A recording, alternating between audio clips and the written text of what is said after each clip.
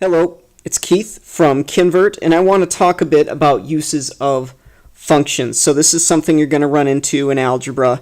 And functions, they've got so many uses, it's hard for me to even think of which ones to go over. One of them that you'll see a lot is if I drop a ball, how long is it going to take that ball to hit the ground? And so we have things like the height of the ball, and we could call that x of 0. The initial velocity of the ball, like let's say that you're holding the ball and then you let go, so the initial velocity is nothing. And then let's color in the ball so that this isn't confusing. So that's the ball. And another thing that you'll be interested in, if you drop it on Jupiter or the moon, it's going to change things. So you need to know the acceleration is 9.81, and you'll end up with a function. So to find the height of the ball at any given time after you drop it, and we can call that in engineering we tend to just call it x, okay? But we could call it height. Let's call it height, h for height, and height is a function of time. We know all these parameters, and so the height is a function of time, and that comes out to half times the acceleration, which is 9.81, times t squared. That's what it's a function of, so this is becoming a polynomial here, right? A second order polynomial. And then we're also adding the v0 times t, and v0 is a coefficient, and it is 0, so this one really cancels itself out, plus x of 0, which is the initial height, so we could call this height of 0, plus x of 0. So let's call that height since we're kind of going with that term. We'll call this h sub 0, and that's just the height from which you're dropping the ball. So we've got a function of time here. Does that make sense? And there are so many other ones. What would I even want to go over? You could have the force through something is a function of something else. So let's say that you've got a string and you're whipping it around. Let's do a different color here. So let's say you got a string, you're whipping it around, there's a ball at the end, and you're swinging this string around over and over and over, right? Like a slingshot, like David and Goliath type thing. You got the string, you got the weight on the end.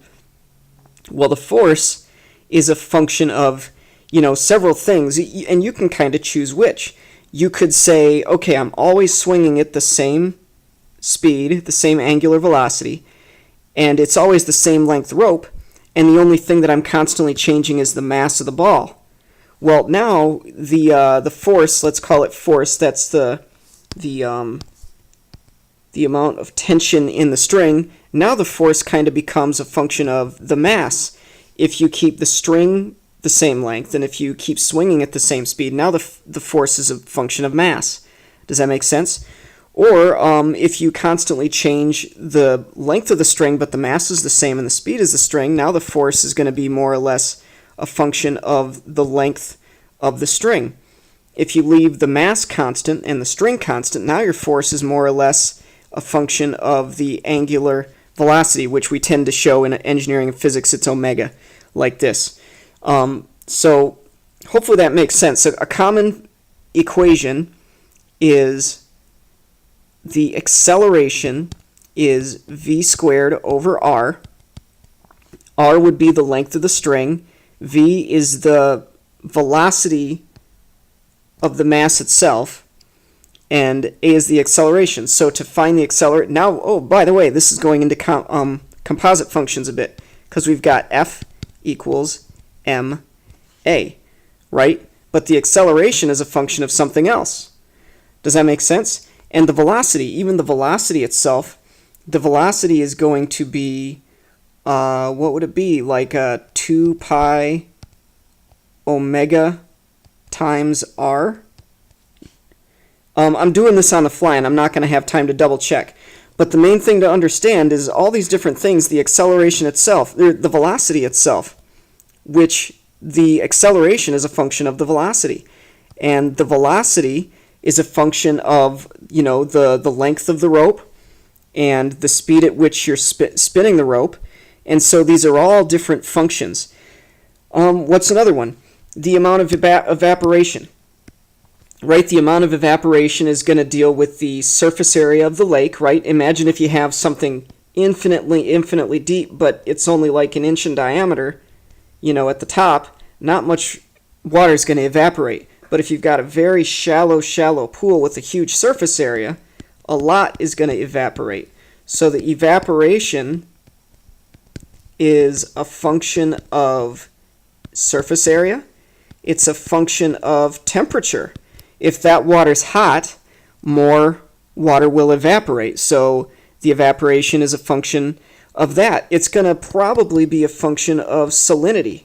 I don't know that, but you can imagine that salt water and fresh water, they might change, right? It might change how much it evaporates. Windiness, it's going to be a function of wind.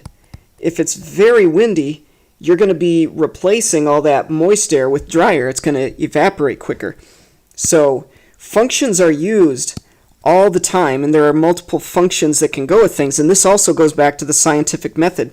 You remember how I was describing this? You want to hold certain things constant, and then you are isolating it to be a function of just mass. So if you want it to just be a function of mass, and you just keep the same rope, you keep swinging this the same speed, and you only change the mass, and then the force through this rope basically becomes a function of the mass.